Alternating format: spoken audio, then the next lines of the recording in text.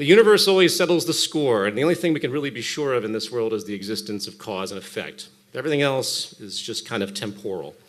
And that's the scientific revelation, is it not? Cause and effect. We realize things are connected.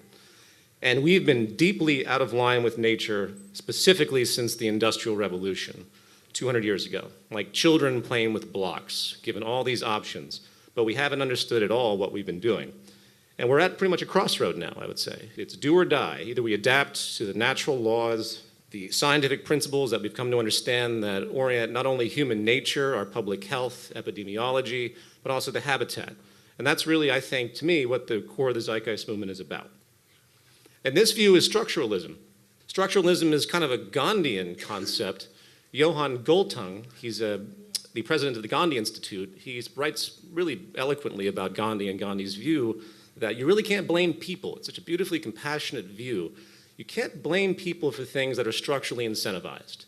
So he saw colonialism as a structure, and the people that were perpetuating colonialism were working kind of like agents of that structure. And it creates a beautiful kind of compassion when you start to think that way. You get rid of that in-group, out-group stuff that unfortunately continues to plague us, build xenophobia, racism, and general bigotry, and so on. Even people that hate the rich, which there's plenty of reason to do so on a certain level, it still doesn't apply. They're still victims of all of this in the structural sense. And in terms of the most core influence of our structure, or our society, I should say, the social system is at the top. It's what creates the social psychology of who we are. There is the human nature aspect, the evolutionary psychology, the baggage of millions and millions of years of our evolution, our lower reptilian reactions. We're still stuck in that world because guess what? The social system rewards it.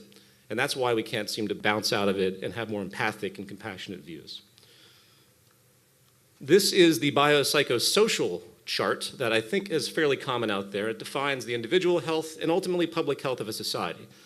I'm not going to belabor the points too much, but it's really epidemiology that everything's about. That's the ultimate measure. It's not wealth, it's how good you feel, how happy you are. It's not even lifespan. It's really the quality of the moments that we share. This chart, as intimidating as it may look, even to me, is an attempt to try and organize the structural relevance of the market and how it creates an incentive structure, how it creates institutions, and how it creates socioeconomic inequality and environmental disregard. I kind of put environmental disregard in the umbrella of socioeconomic inequality because guess what? The Earth doesn't really care about us. The Earth isn't going to be hurt by anything that we do in the sense of the Earth decaying. It will renew itself after our species blows up if that's the way we end up. So it's really about us and our public health. How are we engaging with the Earth? And at the very end of this, it's a culmination of reduced mental, physical health, and ultimately lifespan reduction too, to a certain degree, which is happening all around the world right now. No one's talking about it. Even in America, we have states with reduced lifespans occurring, which means we're hitting the tip of a bell curve of our immaturity, and things are now sliding in the other direction. And all this talk of progress, and I'll touch upon some of those myths a little bit later on. And the reduced social stability and increased violence, from gangs to terrorism, to people now that will be able to blow things up with micro-technologies, nanotechnologies that will have more destructive power than suitcase bombs and nuclear proliferation, all the history of destruction. It's just going to get smaller and more powerful, and we are all at risk of the one individual, the one alienated group. And that's why you can no longer have just a pure self-interest worldview anymore. It has to be a social interest. Self-interest and social interest are intertwined more than any other time in human history because of the advancement of technology. This is fun because it shows the path through about 13,000 years of evolution, well, 13,000 years of history, economic evolution, that has created what we formally call capitalism. We went from monarchs to capitalism. Feudalistic monarchs is probably the first early recognition of an economic system post the Neolithic Revolution, which is what changed effectively everything. And since that time, the past 13,000 years, there really hasn't been any variance of the root socioeconomic orientation. It's an obfuscation of power now. You know, the free market pretends it's an issue of democracy, but it's really an issue of social control, just like it was back in feudal times. The invisible hand has groomed into neoliberalism, this global phenomenon where countries get sanctioned with austerity if they don't adhere to the freedom and democracy of markets. It's a globalization neoliberalism, in fact, that is the correct terminology. Merchant trade, simple handicraft industries. You know, people way back in Adam Smith's time, they sat there and they traded. It was a very fundamental thing. It was required, it was needed, and it was purposeful. Now it's evolved to a point where you have financialization, people trading stocks, trading financial assets that don't exist, trading things literally just for the sake of trade, absolutely no utility whatsoever. It's the abstraction become reality. Low impact industry. We couldn't possibly be unsustainable in the past because we didn't have the technological means to do so. So we blindly started to engineer technology, the Industrial Revolution, and we didn't stop to think about our impact. And now we have one of the most unsustainable global patterns, obviously, in human history. There's a conservative ethic. There's a puritanical kind of native aboriginal quality that you find throughout the entire world, and they wanted to be in harmony with nature. It was about coexistence. That's been destroyed. Now we have consumerism and materialism. Why? Because the social psychology of the market, what the market manifests in terms of incentive, has propagated and culminated this new value system. And people are born into it now, and they don't even know why they have these values. It's just what the system is and how the social interaction has evolved. And human labor to machine labor. And that's the biggest contradiction of capitalism we have now. We will have cost efficiency where corporations are going to stop using humans because it's simply too cheap to use automation. And there you have, the ultimate foundation of the system falling out. Because if people can't get jobs, obviously they can't get money, they can't perpetuate cyclical consumption. Now, if you read United Nations, World Economic Forum, if you read the World Trade Organization statistics and the World Bank and all of these big macro, essentially neoliberal institutions, they'll tell you the world's getting better. But what they don't tell you are the trajectories that are contradicting this bell curve, as I just mentioned, that nothing is getting better. Every life support system is in decline. In fact, I'll go through the top to bottom really briefly. Biodiversity loss is rampant, and every single major study that has come out, independent study, has pointed out that there has been absolutely no decline in the destruction of Earth ecosystems. Every single life support is in the red or in decline. General pollution, obviously the air pollution, climate change, which is the next one, but also land and ocean pollution.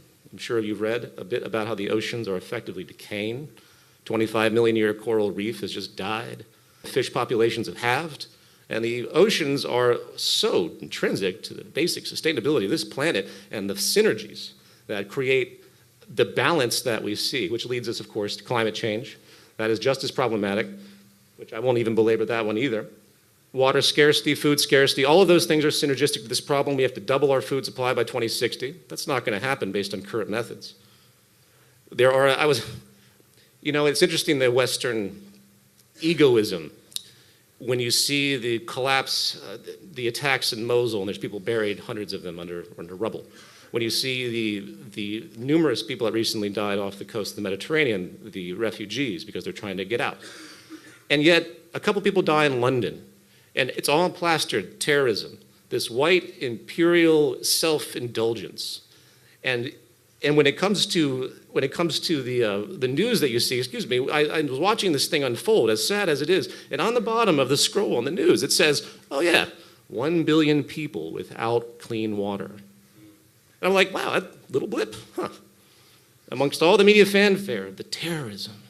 So where are our priorities? It's really quite disgusting. And government debt. Well, technological unemployment, I think we all got that, I mentioned that. Government debt, 60% of all countries will be bankrupt by 2050.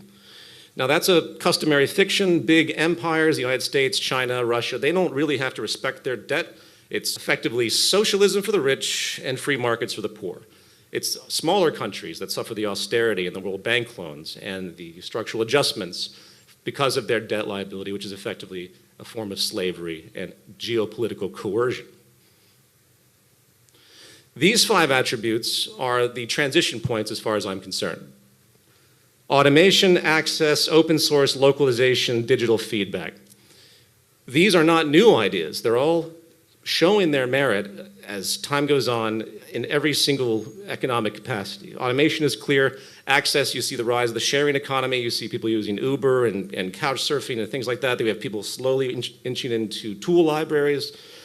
That is slowly becoming a fad, a trend, which is good. It's not really authentic, but it's still good. If everyone used, say, an Uber or a car sharing system deliberately, then you would see a reduction of pollution, a reduction of car use, easier parking, and so on. So there is that good trend. But that's the trend that you have to follow. That's what proves that this has efficacy. Open source, the move from corporate boardrooms to open source. Open source has proven to be 10 times more productive if you have the infrastructure to get people to collaborate in a strategic way. You know, there are some psychologists that have argued that you can't have mass incorporation because it's that too many cooks in the kitchen phenomenon, and you lose focus. But if you have the right infrastructure for it, there's no reason you can't open source every type of design, even building a car, building a computer, CAD, you know, computer-aided engineering. These things are what the future holds as corporate America hopefully will die, because this is the abundance-producing mechanism, the equity generating mechanism, which leads to localization. Localization could emerge out of globalization because it could become more cheaper. That term ephemeralization from Buckminster Fuller, that says we're doing more and more and more with less and less and less. Things are getting smaller and smaller and smaller, more compact and more powerful and less energy intensive and so on, less labor intensive. If that continues, it's not out of the question in, say, 15, 20 years' time, in fact, I bank on it, that a whole country could go off the grid. A whole city could go off the grid. They localize everything and produce right there. And I think that's what should be aspired to, obviously, for multiple reasons, as with all of these. But these are the trends. And digital network feedback, also known as the Internet of Things, rather than connecting your refrigerator or your toaster to the internet, which I still can't quite figure out why people are doing this, you could actually have whole mounts of information. You know, we have the Brisbane Wi-Fi. It's getting there. Imagine the whole city with Wi-Fi, with smart sensors connected to all transactions, technical transactions, not monetary transactions. You could have immense feedback that completely debunks the idea that you have to have markets to generate consumer preference and all those things by Ludwig von Mises and these socialist arguments that go back a long time that say without money you just don't have the dynamic. Actually, the price mechanism is one of the oldest and slowest things you have, and the true future of cataloging and accounting, I should say, of an economy will be this. Even in a monetary economy, they're doing this now. But it goes to show the power of it. Those are, to me, if any of those can be pushed forward, the result will be proportional to how far you get. And obviously, you're going to run up against the system. It's going to reduce scarcity, it's going to reduce inequality, and it's going to increase sustainability. Now, I'm going to read this for you. This is sort of this train of thought. These are the recognitions that, as far as I'm concerned, are most important as a train of thought. The structuralist realization that the most detrimental social patterns existing today are sourced to a flawed economic orientation. This, unfortunately, is still, it's oblivion to the minds of most of the intelligentsia in the world. They refuse to acknowledge it. It's blatant, but that's it. That's the first one. These resulting detrimental social patterns include socioeconomic inequality as the core public health threat, as I expanded upon before. Socioeconomic inequality is the precondition for a spectrum of other problems, also linking to unsustainable negative externalities produced by the market. I don't know if you saw this study that they analyzed all the corporations in the world, in fact, and they found that none of them are profitable. When you take into account negative externalities, meaning the pollution that's created, meaning the long-term repercussions that humanity has to fix, then none of them are profitable. Isn't that not astounding? It's nuts. Like, we don't even account for the negative externalities, and that's profound. Adjusting away from this flawed economic orientation and seeking to reduce socioeconomic inequality and generate environmental sustainability means shifting focus to maximize economic efficiency through strategic systems-based technical design. This will reduce scarcity, reduce inequality, and reduce environmental footprint.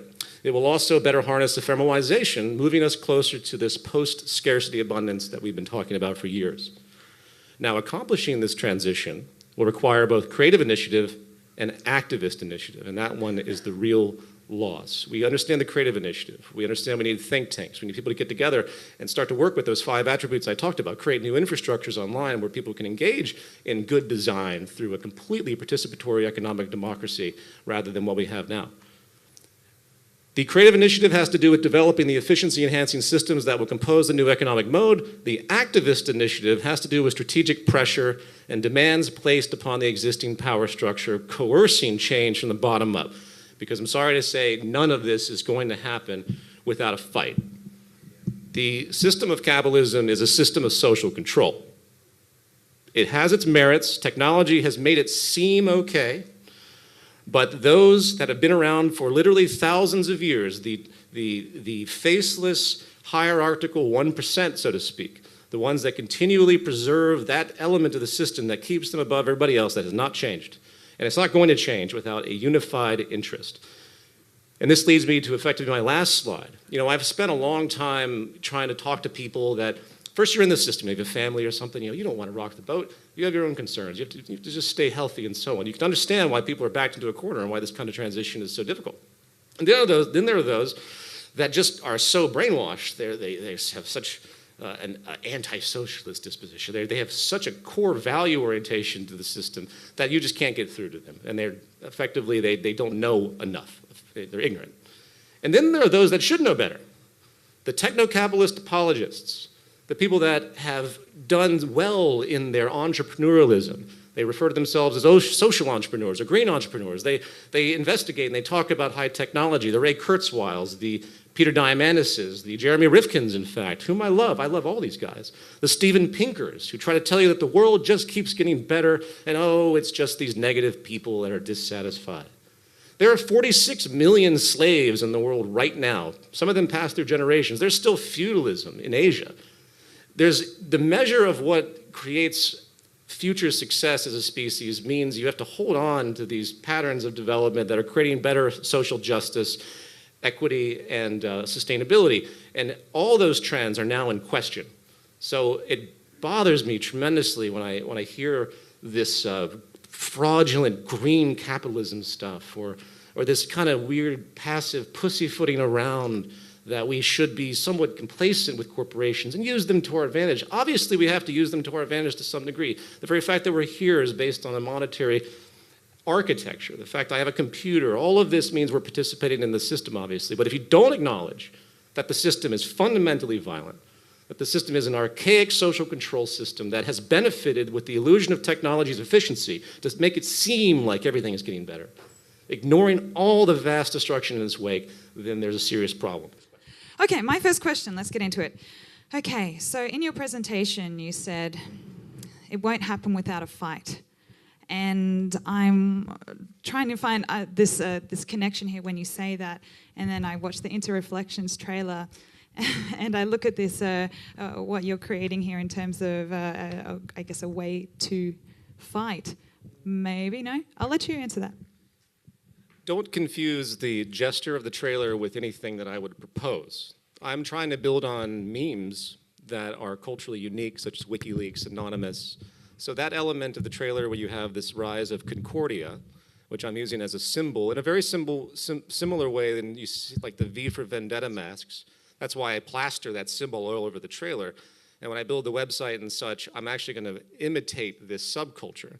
And I'm hoping to spark kind of an association to a symbology as opposed to an organization or a group. Because after a decade of working with the movement, you meet people that they identify with it, but they don't really want to be group inclusive. Like they just don't feel comfortable with that. So I've learned that, and I want to create a symbology that people can take with them. In terms of the in terms of the issue of a fight, Frederick Douglass has this great quote that whatever people are willing to tolerate in terms of their oppression is the exact amount of oppression they're going to consistently get. Meaning that we've become so complacent and with these assumptions, and without slavery and apartheid and all of these massive economic shifts did not happen with peaceful conversation, or I should say, did not happen with conversations where rational thought was being applied. And when you have a system of social control like this, in the wake of all of this great potential, I don't promote violence or anything like that, but I fear for the day, and I apologize for the fragmented thinking, I fear for the day, but both long for it, when the society finally realizes the structural violence against them. The millions and millions, tens of billions, ultimately, of people that are suffering, and they think it's their fault. And once they realize that it isn't, well, I can't be held accountable for when that happens. Because I think it's not going to be pretty, but at the same time, it doesn't necessarily mean, you have to get in the street and it has to be a bloody revolution, French Revolution, nothing like that. If there is a galvanized critical mass, then that will end it. If you can get all the environmental, the social justice, the even animal rights, anything, everyone that's working for any kind of social justice on all levels, if it has a structural relationship to the market's phenomenon, which most everything does, get them galvanized in this direction, then it's over, which is why the movement's original intent was to create the largest critical mass possible. And I really believe that. The state doesn't have enough resources to take out the states, to take out the entire public. It's just the fact that fragmentation is persistent. And you go back to FBI, CIA works with Martin Luther King, all they did consistently during the most potent civil rights revolution in America was constantly divide and implant people to create division. And it's a shame, too, in the movement where you get people get up in arms, they get egotistical, and you end up with conflicts within the movement. And that's a shame, too. And that persists both in our ego neuroses, but it's also a natural defense of the establishment to keep things fragmented. That's why in America you have this mass polarization now. You have this alt-right now. Where did that come from? People are so polarized, they go to the internet and they look for only information that supports their worldview. And we have one of the most divided cultures in America probably ever, since probably the Civil War or so, when you look at the people's politics. And that's terrible. So we're just running in place. There's no progress going to happen there for a long time because we can't unify with a common direction. So I hope that helps. So this one's from Simon Cole, who is also a friend of mine and sitting somewhere here. Oh, there he is with his hand up there. You all right for me to read your question, Simon? Okay, he says, I sense that managing the movement is not your thing. Am I right? If so, what are your thoughts about putting people with high-level experience in place? Love your artwork, by the way. Kiss, kiss, hug, hug. Thank you. Oh, I would love nothing more than to put people that have more patience than I do, more social experience, or more. I'm an introvert, believe it or not. So I have a hard time when it comes to group conflict or just trying to be, communicative and resolve problems, which is why I pretty much bowed out years ago when it came to chapter organization and the really social attribute and resolving conflicts within the movement. There's always something, as I said before, it's a kind of a scarcity foundationed movement, and we didn't start the NPO, for example, until last year. So it's pretty much 9 years of complete and pure grassroots. And the fact that it worked at all to this point is actually quite amazing. So if I knew of people that stepped up that had better organizational skills and they had the exact same alignment of the movement, I'd hope that'd be a natural phenomenon. So I mean, so don't think I sit back. In fact, I've probably done a disservice to the movement over the years by not trying to help manage more. It's been this self-development. And I've kind of appreciated that on one side, but I see the flaws to a lack of organization. We've learned our lesson to a certain degree. So the NPO is trying its best to talk to all the coordinators of the movement and get more of a think tank type of approach and simplify, in fact, the way we communicate and the way we organize. We obviously are centric to the events and stuff. That's a big part of it. But I don't want to go on a tangent. But yeah, the answer is yes. An overwhelming yes for those that feel that they have, and can do it, of course, in a volunteer context. And therein lies one of the great problems. We all like to volunteer. So many people volunteer, but it has to be fragmented because we have to survive, and effectively time is money in this society. So there's always that threshold of what people can do. And sorry, I'll just speak on that too. I mean, as a coordinator, I think that not just looking up to someone for answers, not just looking up to authority, which is something that we're constantly, fed, that we just need to try and search to someone else look to someone else for answers. But we need to find that power within ourselves. And that's all I do as coordinators. So I think we personally shouldn't see Peter as like the guy with all of the answers and someone who has to organise everything. So we need to find that within ourselves. I mean, we have been described as a leaderless movement. And when I like to call it leaderful movement. And we can all be empowered.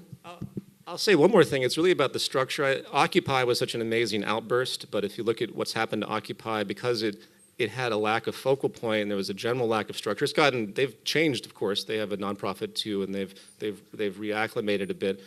But everyone complained about the potential that was lost during that, and I think it's because it's so difficult.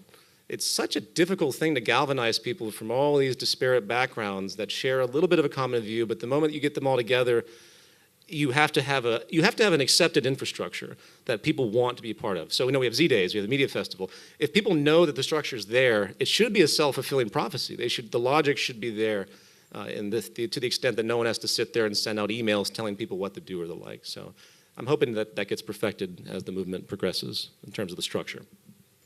First question from the crowd. Are you Rich? Me? Yeah, why not? Let's go.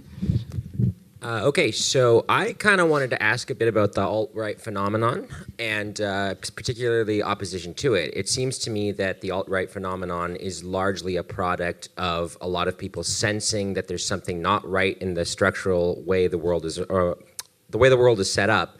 And as a result, they look for a scapegoat, and Trump and Brexit and all that provide that. But what's really interesting to me is resistance to it, because I work with a lot of people in the social justice community who work for racial equality, gender equality, what have you, and they're always sort of battling the alt-right, which I think is important. But when I try to start talking about things structurally and saying, you know, we should look at what created the alt-right and the economic and social conditions that gave rise to this, sometimes I get a kind of like raised eyebrow approach, like, you know, oh, are you just spinning a conspiracy or something like that? So I'm wondering if you have any advice for how to bring people from other forms of activism into the view where they sort of accept this structural train of thought. Well, I would probably say the alt-right, of course, that's unfortunate we have to use that label because it's actually a very diverse subculture, but it's the farthest extreme. It's definitely the farthest from the lowest hanging fruit. So how would you approach folks like that? That's a very good question, because that phenomenon really is echoes of the precursors of fascism. It's people that have so much xenophobic fear. They think groups are oppressing them in ways that have no structural relationship. They think they get these people in power. They have massive distrust that has kernels of truth in it, by the way. So if I understand your question, Rich.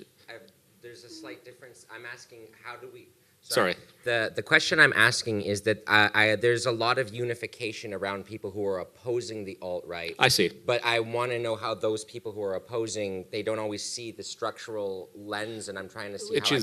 So in the sense of, say, the left that is in horror of this new Trump cult of personality subculture, right? Right. How do you talk to them? Yeah. See, they're so, again, it's still such a xenophobic in-group, out-group phenomenon. The threat is now the group of the alt-right. So they don't see the culmination through time, the structuralism, the fear, the poverty. You know, in the Midwest of America, you have extremely low literacy rates still.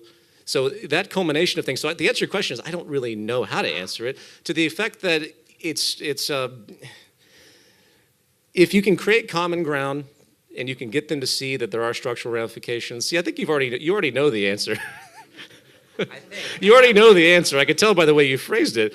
And if you can get common ground, and if you can get people to see that their deprivation is not linked to some group, but a chain reaction that goes back a long way of people preserving a system of oppression, then that would be the best ticket. But that's also, you know, good luck with that. That's the conflict that we have with everything, ultimately. That's the problem that we're faced with any kind of communication out there, is people just are too groupistic. Their social psychology is so group-oriented that they think it's always versus, and they can't rationalize because they haven't been taught how to think in terms of systems and complexity.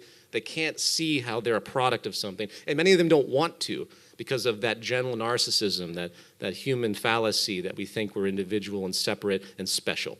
And it's a very unromantic detour to look at yourself as an outcome of a society, an outcome of a process. You know, that's a natural law scientific view, but how long has that been with us? Maybe since the Enlightenment, barely since the Enlightenment. People haven't had the conscience of, sociology really wasn't even an idea until Marx came along. No one even thought about sociology in that sense. He put it right on the map, a couple with Weber and some other people. Anyway, I hope that helps. Okay, I'm sorry to push Sunny in, but I think I might get Sunny's question first because I've actually got his question here, but if you'd like to ask it yourself, Sunny, that might be better. The trailer inspired me to ask another question, so it's about the trailer. Just one. No. Just one. Okay, you can skip mine over there. Fair enough. Looking at that seems like a story with sort of a worldview and an ideology meant to inspire people. Mm-hmm. It's kind of like the good person version of Ayn Rand that inspired people to hate the poor, love themselves. That's a great parallel, actually. I like that you said that. There's a very specific subtext to Ayn Rand too, but I won't go into that. But yeah, is that one of the aspirations, sort of trying to do this similar hack to society that she did? Just You could argue that. on In a more fact, by the end of the egalitarian manner. trilogy, because remember, it moves through 3 films. It's one big film, but it will be divided into 3 for a number of different reasons. And I don't want to give too much of a way of how it's going to unfold because there's an abstraction to it, but I'll put it this way. By the end of the trilogy, it is the opposite of the Ayn Rand revolution. It takes the same foundation of her ideas in the sense of collectivism being the enemy, in her view, of course. Collectivism, and everyone's a number, there's no individuality. It's that state of hierarchical oppression since capitalism wasn't allowed to flourish in this free market state. These are the people that have guns. These are the people that values are fundamentally to the right. These are the people that want to preserve their in-group. That is effectively what her view has created, whether she intended it or not. And in the future, at the end of this trilogy, the world has transformed, but only in part. There's still conflict. And the terrorists of the future are the free market advocates of today. And I put that in a very unique arc throughout the whole film. I'm not going to express too much because that's what she did. She did it with the collectivist propaganda. See, I'm not putting this in the sense of literalism. There's an undertone of documentary to it. It's mixed genre, but it has a unique abstraction, and I'm actually very, very excited because I don't think anyone will ever have seen anything like it. And some will love it, some will hate it. Most will probably either love or hate it. But yeah, so I don't want to belabor it. That's a very good intuition that you just had. Yeah. All right, Ziggy.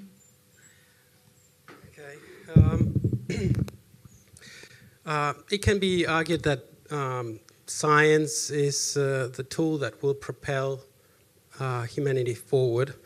However, in the current paradigm or the current zeitgeist, science is subservient to the anti-science mentality. So the growth of the market today is built upon the wants and desires of people that are mainly, at their core, anti-science. And then we have academia, which is very powerful for certain things, like CERN, which is possibly the most expensive enterprise ever conducted by humankind. But it's niche. It's niche in NASA, in CERN, here and there. And my question is, how are we appealing to the most powerful people that can help us come through and enrich this anti-science movement that is currently today ruling the United States and possibly many other countries? You use the word enrich. Do you mean try to make them evolve? Is that what you're saying?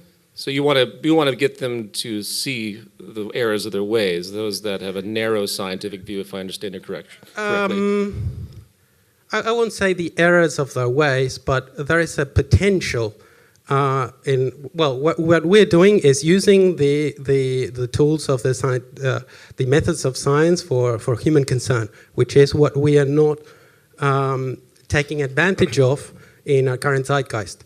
Yeah. So we are appealing to the general public in the same way. I get what you're saying. We're not appealing specifically to academia, which is kind of in tune with us. Oh, yeah. One of the great disappointments I have when you look at the scientific community, especially those that have a bit of fame, such as, I don't know, Neil deGrasse Tyson or all these kind of people that sort of promote a Carl Sagan unified science field. Someone, Carl is one of the few out there that really brought it to a social level.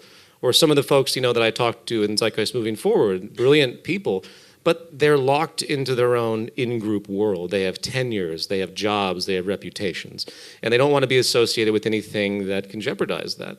And I think it's also the general monetary incentive where people are rewarded over time. These poor scientists have worked so hard to get where they are, they don't want to rock the boat. And whether they're intelligent enough to know it or not, their social psychology has changed. I very rarely run into anyone with a great scientific mind. Probably the closest person right now is Stephen Hawking, because Hawking is so irregular. Hawking pretty much has diagnosed the system in the exact same way we have. He's gotten to the point of high cynicism, though, that he doesn't think there's a solution. He thinks we have to get off this planet to continue the species because we're just going to destroy it, and that's that. He's talked about technological unemployment. It makes it very clear that if we don't adjust and create safeguards in capitalism, then the technological capacity or abundance capacity is just going to create more inequality. It's not going to help more people rise above maybe slight percentages versus the tremendous absorption, which is where the efficiency of technology went. So to answer your question, that's a good one. I think I'm disappointed by the general scientific community that they don't take more of a social disposition.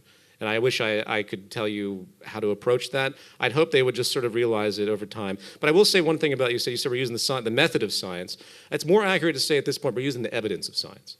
The public health evidence that we see that links us to the environment, that we know inequality is bad for us. It's like a toxic cloud. There's no longer a defense of this hierarchy of social dominance and these old world views, because I've researched this for years. There's really an enormous amount of research, bad science, that they say humans are just wired for hierarchy, and stability in society comes from the dominant class maintaining their dominance and everyone else believing in the values of the dominant class. It's called social dominance theory. It's widespread. It goes back hundreds of years in this very kernel disposition. And with all that bad stuff still filtering around, I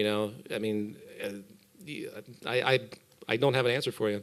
All I can say is that those that have a social conscience will hopefully will eventually come forward and run a little bit of a risk. Like someone like Robert Sapolsky from Stanford, if you listen to his interviews, he's the closest one that really gets on the edge of it. Like he just threatens to say something really controversial, but he's just not quite there, and he always backs up a little bit. I think in their private conversations, guys like that really do know what's going on, but they have families. They need their work, and it's unfortunately still a fringe concept to even discuss anything that's outside of the market and what it's doing.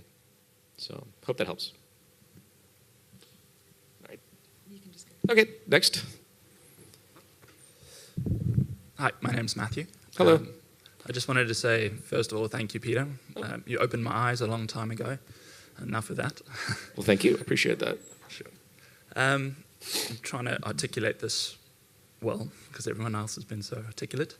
I see the movement's been a very advertised-based movement from my eyes. There's been a lot of talk about spreading the word, and I think that's been great so far, but it seems to me that we may have reached the peak of the people that we're going to reach with spreading the word. There's just so many people that I just know in myself that I'm resistant to media. We get bombarded with it every day, and someone else's insights and someone else's views being posed to you. And the people that have taken it on and are running with it, and you guys have done great work. But I would like your thoughts on... Well, here's what I would say. Those of us, if there's that tendency to want to see a quantitative change.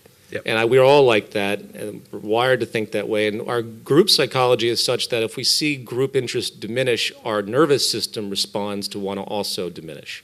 You know what I mean by that? Yep. We have a general natural groupistic wired behavior that in large masses we gravitate towards what the big masses are doing, and we shy away towards what seems to be, again, fringe and less socially acceptable. Yep. There is literally a dopamine reaction in our system. There's a Russian scientist, I wrote about it recently, that expressed that when you deviate from the group opinion, meaning like the mass media or the mainstream values, you cause actual physical pain, and your body doesn't like doing that. So it's really fascinating. You can overcome it through being aware of it, and of course training, and eventually that reaction will subside, but it is unfortunately built somewhat into our evolutionary psychology based on this guy's research. We have to do it one way or another. If there are two people in this room, it doesn't change the motivation. Sure. What else are you going to do? I mean, just ignore it? So are there other organizations that are somehow better? If there were, I'd join them. I mean, I don't know. I mean, I'm not here in an egotistical, I don't identify with the movement as a symbol. I see it as hopefully a galvanization towards progress. There's unfortunately a materialistic sense. I talk to people like, oh, the movement, we've lost chapters and blah, blah, blah. Well, doesn't change the motivation. What else are you going to do?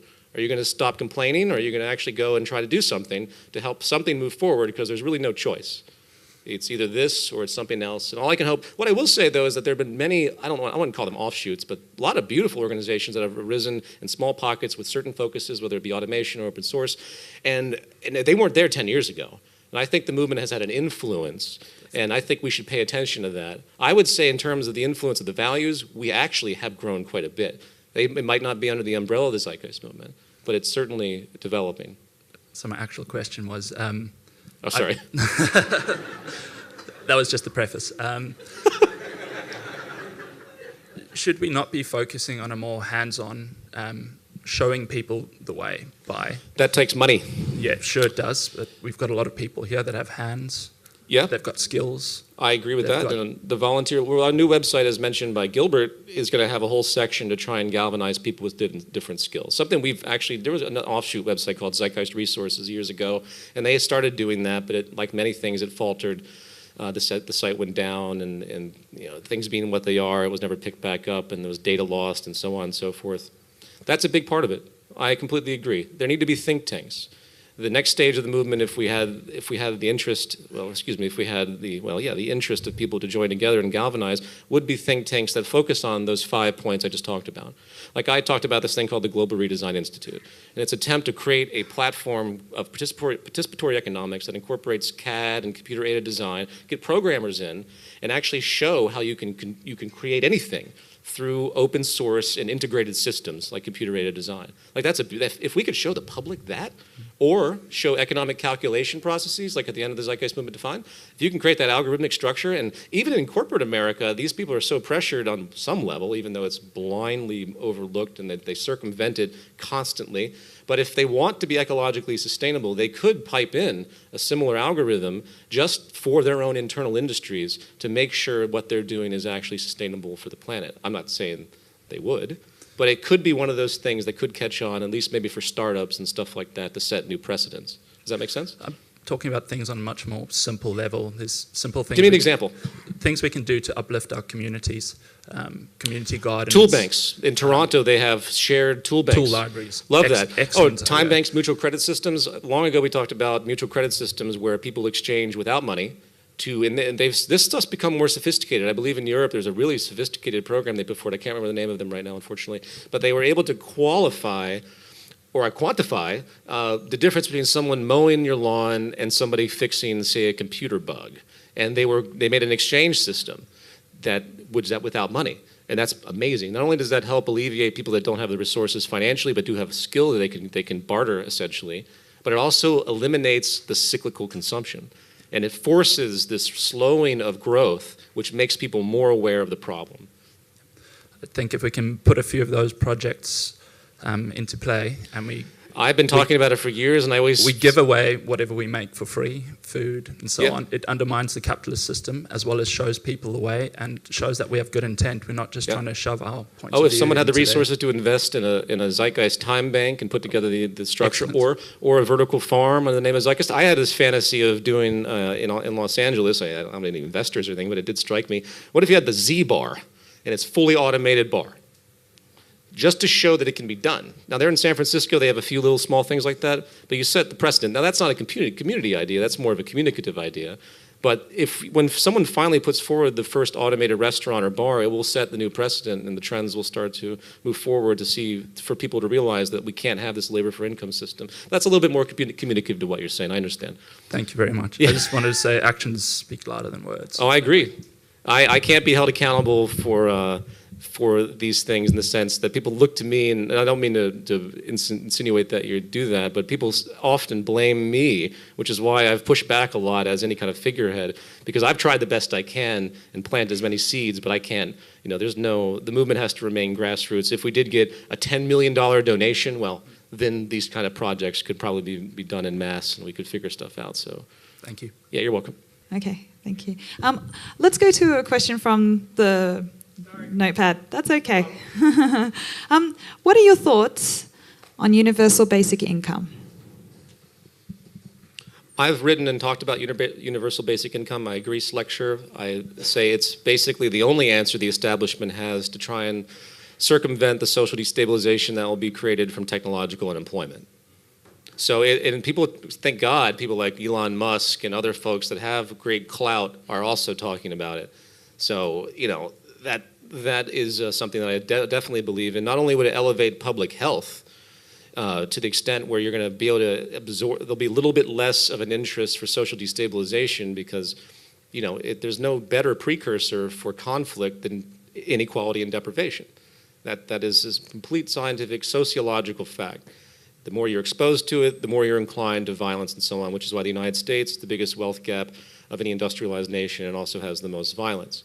So would you alleviate that, get everybody above the poverty line? In fact, my biggest influence of that was reading, of course, the work of Dr. Martin Luther King in 1967. They had the poverty movement that he was killed right before, and they were trying to pitch an economic bill of rights in the United States, and the first thing was give everybody universal minimum guaranteed income to elevate them above the poverty line. And he knew that all the civil rights stuff wouldn't be half as effective if we didn't do this. And he was absolutely correct. The plight of African Americans has been one systemic unfolding of oppression because they're still stuck in grinding poverty and heavy inequality. And that is the train that keeps moving forward from the abject slavery period, keeping all of that bigotry and racism fomenting between the lower classes as they fight for resources and so on. So I believe in that wholeheartedly. Okay. Mark, would you like to come up? And can I please ask you to frame a question, not a comment like yesterday? That would be great. Yes. Thank you. So, I would like to remind, I think I've told you before, Peter, that Addendum completely changed my life. I quit my job, and I've been completely focused to, participating in a new system and creating a new system since. So my question is, just one, if you could ask us all to do just one very specific, very simple action, what would it be? That's tough. See, the thing is, it's not an individual act that is going to make this transition. It's a galvanization and group force. So if there's any single act, it's finding, if everybody found one other person to join them in the movement, well, then it'd be all over. It would spread throughout. So I wish I could give you a clever, answer, but it's not the internals, it's not the individual that's going to make this happen in the sense that, one person's going to come up with a great idea. It's really that galvanization. The individual is critical. I would say, I'll break it down to this, though. If there's any one thing, it would be investigating attributes, especially if you're in college, that actually relate to something real. As someone myself who has been exposed, and for I guess about 15 years of my life, I was in marketing, advertising, and Wall Street, in the sense of trading, not on Wall Street. But I spent so many hours and years working with professional traders when I didn't care, because that was the way I evolved as a narcissistic musician, and I didn't have a social conscience. It wasn't until years after, and I have been exposed to the worst of the worst when it comes to people's simple economic ignorance. And if anyone wants to do something productive, look into open source programming, look into robotics, look into all those great things that will eventually, artificial intelligence, that will be the foundation of the future. So I would say that as an educational imperative. Thank you. Thank you. Hi, Peter. Well, thank you so much for your effort for human species. I think we all appreciate everything you've done for everyone. Well, thank you. I appreciate that.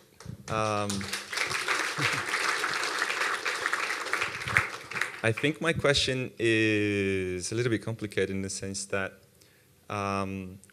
we know that the Zeitgeist Movement is very scientific based, right? And, but I believe sometimes the science has its flaws as well. In a sense that, for example, this morning I was reading the article and they found out that, the lungs has an important role in producing blood. And I was like, wow, it's 2017, we just found that out. You know what I mean? Well, not to interrupt you, but they found out that fats are not, after all this nutrition information, fats are not the cause of heart disease and so on. The myths of cholesterol and so on. So, not to interrupt you anymore, but science is a development. Absolutely. It's one way a religious belief sort of thing, because they have to have faith in order to achieve something, and they do their techniques and find evidence and so on. Anyway, my question is, there's so much that we don't know of, especially in terms of consciousness, right?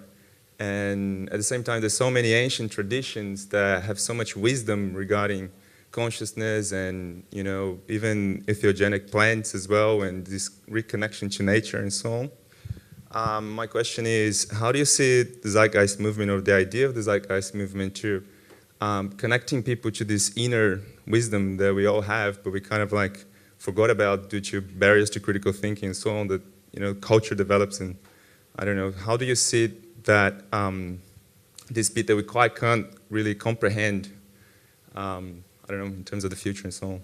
So if I understand your question correctly, it's with regard to kind of an internal awareness that you think has been lost? Yes. Is that what you're saying? Something that we're quite not sure yet, but we all kind of know. And science can't really explain what it is, because we don't even know what consciousness is. Going back to native cultures, which is the only example I can think of, as an American, I've studied, you know, Native American cultures, and to see that sense of coexistence, that respect for the habitat, and that back then, you know, this intuition of this interconnected causality and the oneness, or whatever spiritual symbology people like to use. The nervous system, I think, has proven itself to show very clear characteristics of distortion over the course of the past 200 years since industrialization and all the pollution of materialism and so on, which is why you have so much depression and anxiety, which is why people have all sorts of illnesses that they've never had before. There was just recently a study that an 80-year-old person in this one indigenous tribe, I believe it was in Latin America, they had better hearts than the average 50-year-old American partially because of their diet, as they said, but also because of the stress. So I guess my point is that we will continue to react to the distortions of this system until we start to listen to what's actually happening. So if there is a natural wisdom, I'm not quite sure, but I know that the physiology will tell you if things are going well or not. And right now you have a very sick, emotionally sick culture. You have a physically, generally sick culture. We can argue lifespans and stuff like that, but there's many. Lifespans are being extended by medicine, applied medicine, not necessarily smart development of the human being. You know what I mean? So people are just sicker longer. So you know, but back to the wisdom issue, that's a great question. Is there anything internal? I'm not going to, rhetorically speaking, I don't know. I don't know if there's a spiritual center in the human being that somehow is an innate knowledge that we can meditate and touch into. I don't know if I believe that. I don't have enough evidence to show, but I do know that the nervous system and our brains have certain evolutionary wirings that expect certain things, and if they don't happen, or if bad things happen that shouldn't happen, then we are going to become deformed. And if we pay attention to public health and epidemiology, then that path will continually become clear.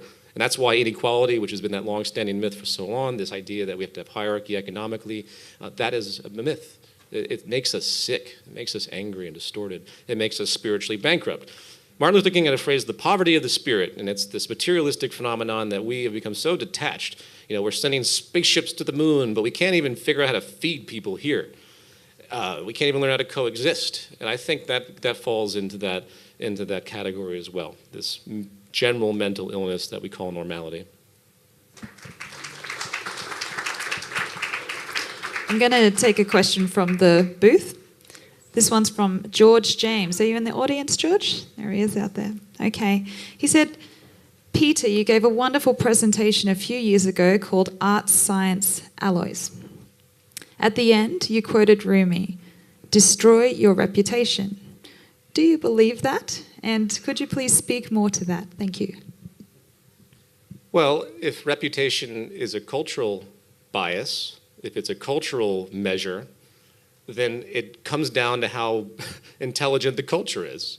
If reputation is about getting a job or being respected in your society, you know, if that's the case, then yeah, destroy your reputation, because you're basically just aligning with a fundamentally slave and manipulative system.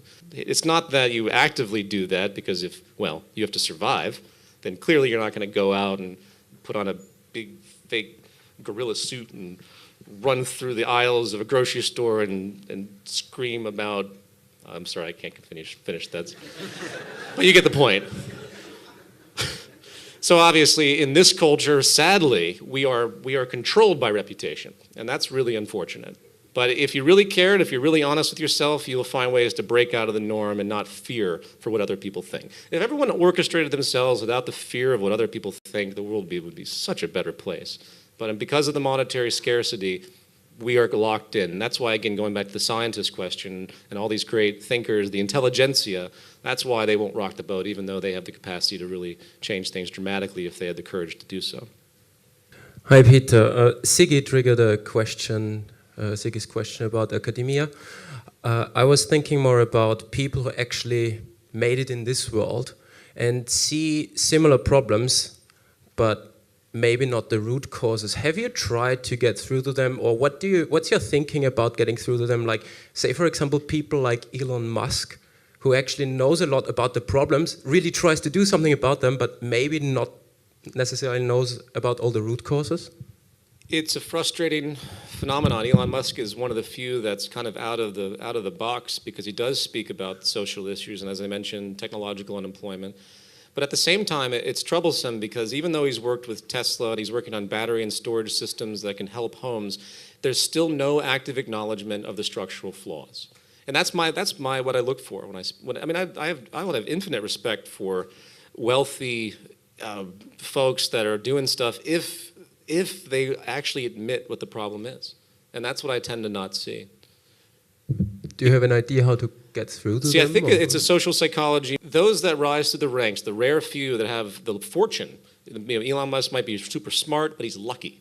Those that rise the ranks, that happen to get to those points where they have millions, billions of dollars, they still have a cognitive dissonance to not want to pretend like what they have is undeserved. And I think that's really the core of the problem. Because I've spoken with folks that have, have lots of wealth, that they really want to believe, and they want everyone else to believe that they deserve it. Look at Bill Gates and what he's tried to do since the rise of inequality. The Bill and Melinda Gates Foundation is a positive force. It's also the largest and most powerful, undemocratic system of health reform in the world. Like it's billions and billions of dollars where there's no interest to actually ask and figure out. There's no participation. There's no democracy. And he thinks he's doing the right thing. He argues against things like wealth redistribution, like Thomas Piketty, who wrote that big book, I don't know if you're familiar with it, that the wealthy 1% are continuing to be wealthy, regardless of anything the lower class does, because we don't have enough wealth to generate wealth that these folks do. So it's runaway exponential inequality, more or less from here on out, unless there's hyper-taxation and so on. And Gates argues against taxation because he says some billionaires are better than others. Those that buy yachts and sports cars, yeah, we should look down upon them. But those of us that have these big, ridiculous foundations that ostensibly are there to improve the world, we should be omitted from that. And that's the most staggering lack of admission of how messed up the structure is. And that's why, again, it's not that you come down on them universally, but you have to, if they're not talking about the structure that's creating the poverty that the Bill and Melinda Gates is trying to solve, then what's the point? That's not solving anything. That's just trying to patch and make yourself feel better for the fact that you have all this unequal wealth. Does that make sense? And again, I didn't really answer your question. I don't know other than that chastisement. I think eventually there has to be a kind of shame for those that are decadent and that have this wealth. We have to stop respecting them. You have to stop looking at, not you guys, but the general public has to stop looking at people with Ferraris and Prada bags as anything more than a representation of the structural violence of the system and a lack of empathy. Because that's what that symbol is when people have that type of wealth. And, how many private jets does Bill Gates own, you think? The contradiction, and you see this throughout the philanthropist community, the Bonos and all these people that are just put up there on the high pedestal as the new philanthropists and social engineers, and my God, it's disappointing because none of them are actually, not even one, because I looked, are attempting to address the root problem of the system. So I don't know. I think you have to basically kind of start being mean to these people and remove the fact that they feel rewarded. Make them feel ashamed. These people need to feel ashamed for their wealth, regardless of what they think they're doing with it.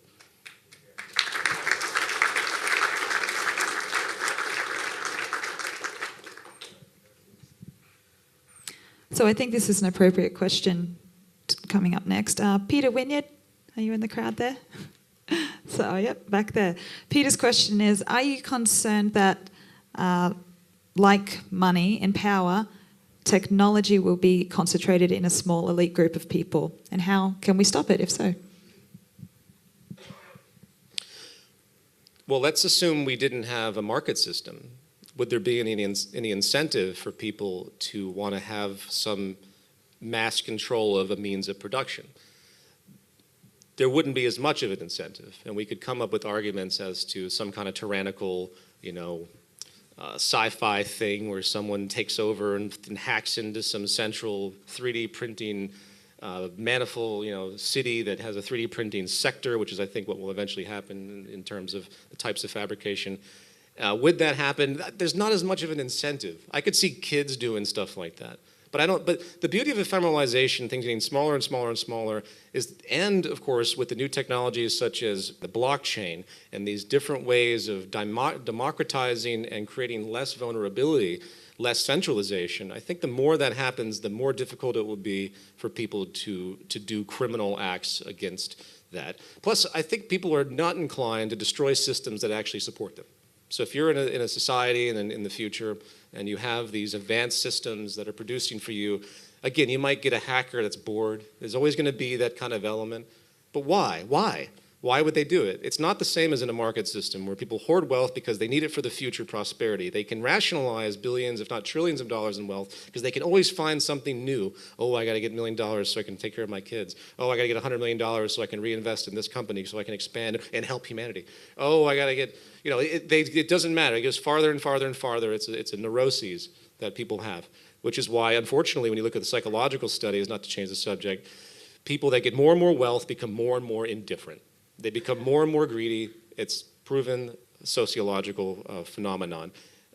More people in poverty donate to charity. The lower classes are far more empathic and compassionate. There's something that happens to you. And I think that's part of the problem. So the question is there motivation? Coupled with the fact that with the new systems that are coming and the kind of redundancy that would be possible. See, they can't afford really good redundancy in this society. It's not affordable. But imagine if you had 25 levels of redundancy to, say, a server that was running a 3D industrial complex. Then if something happens, someone is aware of it, and then they shift to the next redundancy. It'd be lots of fail-safes that we don't have any clue about in the world today.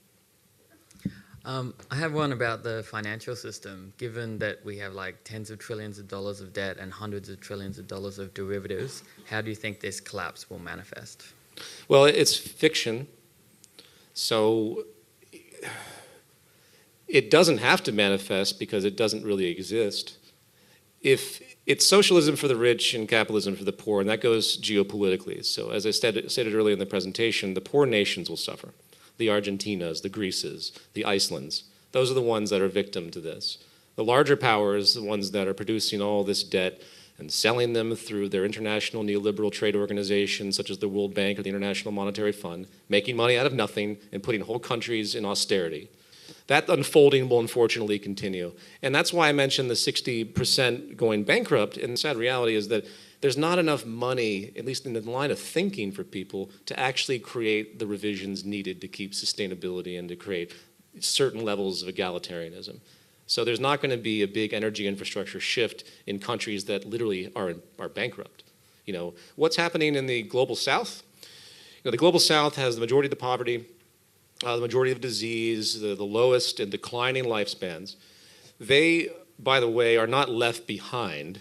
They're the ones that have been robbed. I want to make that very clear.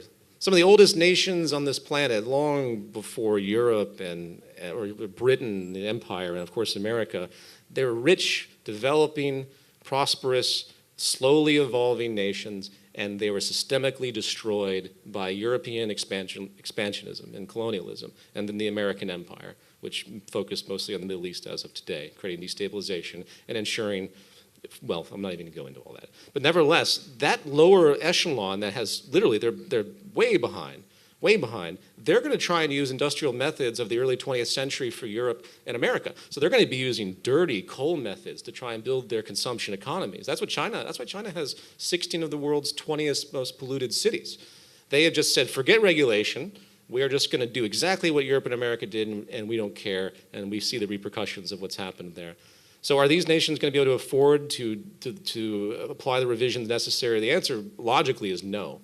But I'd hope that eventually some rationale will come forward and to get mass debt forgiveness. I hope protest movements come forward to just start wiping these debts out. In fact, Jubilee, as it's called, it happens a lot because there's more debt produced in the system than there is money. as I detailed in Zeitgeist Addendum. It's just like a self-generating nonsense. So it's going to happen, the forgiveness, but the question is how much suffering will occur before people actually have the courage to stand up and lock arms and make sure that their World Bank doesn't come in and start removing every single social welfare program they have and so on. So it's unfortunate. It's a dark reality. Yeah, I talk a lot about that in the past. It's in this book I just recently wrote as well, which is why you can't bank on this system as a solution. You have to transcend market dynamics if you expect to solve current problems, which, again, even more dramatically, the time continues to run out, especially on the ecological level, as we approach 500 parts per million of CO2, which will be completely catastrophic. Pleasure to meet you. Great to meet the man behind the voice, because the voice is amazing. Okay, because I understand sound. Sound I'm is my really own important. narrator. Okay, so I'm standing before you as a total, utter individualist. I'm sorry, this is a bit more statement. I'll do my best. With the people that, Matthew, who wanted to know, like, empower people. Oh, yeah, everything just comes down to empowerment. I'm curious to know where the individual, like me, who is only in it for me, in the way that I'm saying it now. Well, let me ask you this, just Yeah, sure. let's interrupt, because I think I know what you're getting at. Okay. As an individual, what do you want? You say empowerment, but give me a little bit more detail. Okay, yeah, sure. I want to empower my life to be the most experientially rich, supportive, creative thing possible. I know that I can't do that higher than by giving what I create. I know this. But I think a lot of people miss that. And go ahead. Well, I'm trying to answer your question if I think I understand it. Go for it. So what I would say, when you have a design economy, which is ultimately what we pitch, a collaborative design system, a system that optimizes time and efficiency and resources and energy. What it does is it creates free time for people to discover who they are, aspire to higher things, for people to actually do something outside of this coercive labor, echo of slavery role that continues to inhibit the majority of the planet. I can't think of anything more that would create empowerment, self-fulfillment, internal research, ability to be more social, of course, intellectual development when people actually have the time and they don't just come home angry and sit in front of TV. This removal of the market economy would probably be the most empowering thing I could think of. If the value systems, of course, realign properly, which would probably take a good deal of time. People are still ingrained in this idea that they work for a living. They don't really understand the difference between work and vocation. As people get older, they often feel completely stripped of any sense of creative thought and any kind of aspirations for self-development or creative development. So there's a sad reality to what this system is doing to people. But to answer your question, I think empowerment will come from freeing man from the drudgery that this system continues to compound. I'm just saying that I think you would drive that better by explaining the excellence of what you make than just... Say that again, I'm sorry? I think it would be better if people resonated with the excellence that what would be created from that foundation. I think we're on the same morals. page. Yeah. Oh yeah, totally. Yeah, okay. I'm just saying, as a total, utter, egocentric, swear word. Well, I don't think you're that egocentric person. No, I totally agree with you. If you're here, you can't be that egocentric. So you have to have. Get in line. Thanks. Thank you. Peter, I have it's basically one question in two parts. One is I'm wondering how you understand spirituality. That's part A. And part B, I'm wondering whether you think, does that have anything to contribute to this hopefully better future? I would define spirituality as relating to something larger than the self. And that doesn't necessarily mean on the external. It could also be internal, about discovering things. And that's why, things like meditation and balance and, starting to understand your body and your nervous system. I'm very technical with it. Yep. If I was, as I mentioned, Martin Luther King, poverty of the spirit, to me it's more of a value system disorder. Mm-hmm. I think about it more of a cause and effect, because I think spirituality in those terms get lost in meaning. Sure. I think the greatest spiritual awakening will happen when we see that we have to respect each other and the planet. What we've been yearning for eons is that final revelation that, we all share the same environment. We are all effectively the same. As Carl Sagan said, we're all stardust, and that's not a metaphysical concept. We actually are all stardust. So it's all inside of you, so to speak. And you can, You can think about that in whatever level of depth that you wish. But I think coexistence with nature and each other will be the highest spiritual state we can achieve. Yep. Thank you. Thank you. Well, lucky last, I hope. Good morning, and thank you, Peter, on behalf of all of us and the other 7 billion people for choosing this path. I'll be writing lots of letters. Yeah, well, all of your work has changed my life. So I'm going to start with a quote from my hero, which is Einstein, and he said, no problem is solved from the same consciousness or level of thinking that's created it, which is why I think what you've done and what the Zeitgeist Movement in general does is honour that. I see it changing the level of consciousness. Good. And working within that evolutionary change, I'm also being very practical. And I'm reading stuff around the real limits that the planet is hitting in terms of our occupation. And one of my other favourite authors, apart from you, is James Howard Kunstler, who wrote The Long Emergency, among others. And in it, he's asked, why is it when you have these kind of wonderful people who've got new ideas, they generally get called doomers or preppers or apocalyptists or technical geeks or whatever? Why does that happen? And his answer was, well, most people in the world are fed a diet of needing to feel good instead of being given a reality check. And what I'd like to do is ask you whether the Zeitgeist Movement needs a reality check too, because in his book, Kunstler says, we can't continue into the future because there's not enough trapped sunlight. He said in the 50s it cost $400,000 to put down one oil well that would gush under its own pressure for 30 years and deliver thousands of barrels of oil a day. Fast forward to now, it costs $10 million to put down one oil well, won't come up under its own pressure, delivers hundreds of barrels, etc., and is gone in 3 years. So if that is the joining of the dots that we as Homo sapiens are working with, does the Zeitgeist Movement represent too much magical thinking? That's a great question, because I think that's been a long-standing criticism that it's, again, you could probably use that word, utopian. And it's unfortunate that the design revelation isn't as apparent. Going to your hydrocarbon question, the conventionals have been going scarce. But what did these corporations do? They used technology for the wrong purposes, at the great risk of climate disaster, and they decided to go to unconventionals. And I point that up because they have created, at least at this point in time, an abundance of hydrocarbon energy through these dramatically awful and highly polluting, massive externalities, probably not even profitable, as I said before, because at the current state of the planet, nothing's profitable because we're so inefficient in what we're doing. But they were able to succeed with something that no one thought they could, because I studied the peak oil community for a long time. And conventional peak oil is absolutely true, but with the advent of new technology, they were to milk even more. And there actually probably is even more oil and unique and weird and fairly weak, but they can still pull it out and they subsidize it and they can maintain their energy monopoly. That's a testament really to ephemeralization. What I didn't explain, it just dawned on me, in that chart where I had the 8 trends that go up, there was a squiggly little line. And that line represents the natural efficiency that continues to be produced, what we call Moore's Law, or zero marginal cost in the words of Jeremy Rifkin. We're doing more and more and more with less and less and less. And I think from an arithmetic standpoint, someone would say, well, you have X number of people on the planet, they consume X number of resources. We can only assume if we doubled the population, then we'd have to double the resources. That's actually not true. And that's what underpins the entire movement's logic. As time moves forward, we do more and more and more with less and less and less. It's not arithmetic anymore. It's exponentially diminishing in terms of what's required. And that is absolutely profound and what actually debunks a lot of these doomsayers, because I've known quite a few of them, folks that really thought the end was coming. They could, and on paper it looked right, but they didn't expect that natural efficiency. And what the RBE, whatever you want to call it, what it is proposing is you remove this inhibition of the market, you focus only on the design science, and you magnify the ephemeralization more with less phenomenon.